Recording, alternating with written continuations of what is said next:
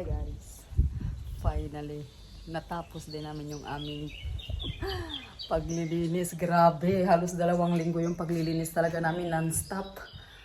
Kahapon, anong oras ako pumunta ng trabaho? 8:00. Dumating ako dito sa bahay 1:00 hanggang 12 midnight naglilinis pa rin ako. Tapos nagising ako ng 6 o'clock, naglilinis pa rin ako guys. And pumunta ako ng trabaho ng 8:30. Umuwi ako ng bahay ng 12:30. Hanggang ngayon guys, ngayon lang kami natapos. 3:34. Mag-aalas 4 na ng hapon. Hindi pa ako kumain. Si Isabel, andun kila Nona, si Mas. Buti na lang andyan talaga si Asya. So, ayan na siya guys. Napakita ko lang sa inyo yung ating kitchen. Yan po yung kitchen natin, no? Oh. Yan. Sa mga ano, and yung ating sofa. Dito, ito yung nasunog. Oh. Maliit lang talaga yung kitchen kasi maliit lang din naman talaga ito guys. Ang ano lang kasi talaga, ang hindi ko gusto kasi walang masyadong compartment ba, walang masyadong lagayan. Buti na lang meron kami nito. And ito guys. Wait lang, pakita ko sa inyo no. So ito yung entrance. Ay wait, tayo dito. So ito yung entrance. Okay. So hayaan mo na yan kasi merong extra people. Kaya meron tayo nito. Ayan yung bag ko. Kunin ko yan. So, ayan. Ito. Papasok tayo sa loob. So, ayan yung sofa. Yung bubungad sa atin. And, ayan po siya. Yung ating nasunog na kusina. So, ayan. Pakita ko sa inyo. Siya. So, for the meantime, nilalagyan ko na muna siyang ito. Ayan, yan. Pero, lalahatin ko yan guys. Wala lang kasi talaga tayo meantime. Kaya, hindi ko muna siya nilahat. And, ayan po siya. So, yung aming table is, nilagyan ko din siya nito. Kamukha siya nito, ayan. Nilagyan ko siya guys kasi ayaw ko ng kahoy. And nilagyan ko din siya nito.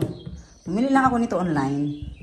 Para yung water, hindi maglalabas dito ba kasi magbasa-basa kasi siya eh. So, bumili lang ako nito guys. Grabe napaka-strong niya oh. And, ayan. Ayan siya. Okay, now, punta naman tayo dito sa kabila. Pakita ko muna sa yung CR. Yan yung CR. Yan. Bide. And ito yung first room, yung mga bata. Yan siya. So, ito is pull out yan. Napo-pull out to.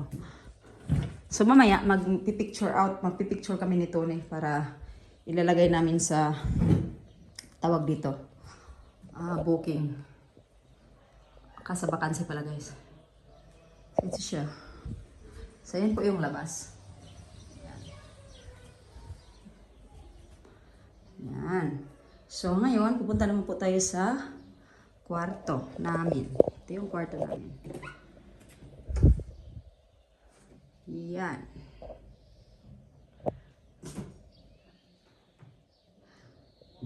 Ito yung labas guys.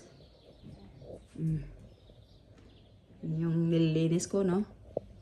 And punta naman tayo dito. Pakita ko sa inyo. Yan.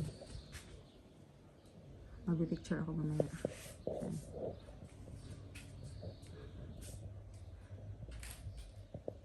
So yun lang. And finally, nakakahinga na ako guys kasi grabe sabi ko nga minsan umiyak ako kasi parang pagod na pagod ako ba tapos kailangan talaga natin guys kasi kailangan natin kumita. Ito lang talaga yung source of income namin every summer and